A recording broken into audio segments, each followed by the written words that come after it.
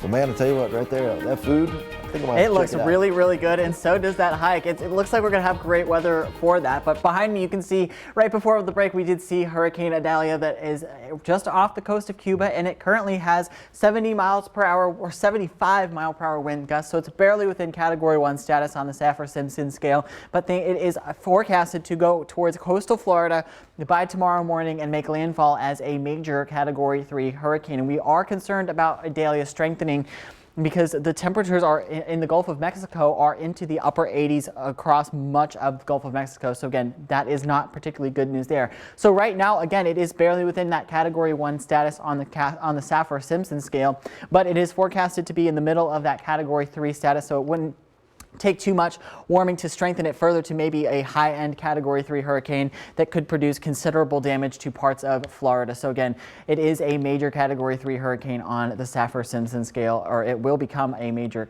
hurricane on the Saffir-Simpson scale.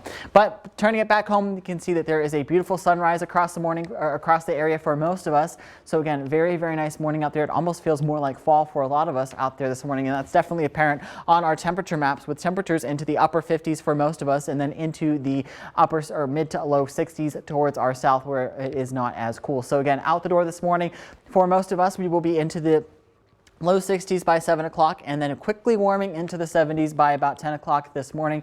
But I don't expect things to be too hot today, with temperatures today topping out into the low 80s. So again, we are tracking that mild weather for today, and I'm expecting that milder weather to continue for tomorrow with some breezy conditions, especially as Idalia passes towards our south. So again, we are tracking those temperatures this morning. I'm expecting things to be into the low 60s by about 7 o'clock this morning and quickly warming into the mid 70s by about lunchtime today. Now, today's highs I think are going to be in the low 80s, but things will be cooling into the upper 70s again by 6 o'clock with partly cloudy conditions, and by about 12 o'clock this overnight tonight we will see those temperatures return into the upper 60s or low 60s I should say, and upper 50s to start the day tomorrow, before tomorrow at lunch again being very similar to today, with temperatures topping out only into the upper 70s for tomorrow. So again, very, very nice next few days, and again these nice temperature trends will be sticking with us for at least the next few days before things really rebound, especially as we get into the first week of September. And along with these cooler temperatures, we are also expecting drier air, as our dew points are only going to be into the upper 50s and low 60s for most of us. So again, download that Storm Track 3 app.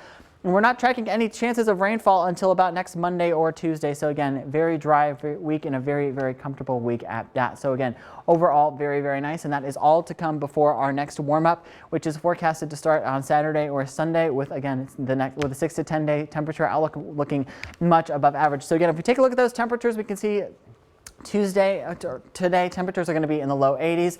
Wednesday, tomorrow, things will be even cooler before things really cool down on Thursday with a high of 79. Friday, though, we do start our rebound temperature-wise with temperatures in the low 80s on Friday before they get into the mid 80s on Saturday, and then Sunday and Monday we're going to get into the 90s. So again, in that viewer photo of the day, you can see behind me is from Crab Orchard Lake, and that is from Egan Heron.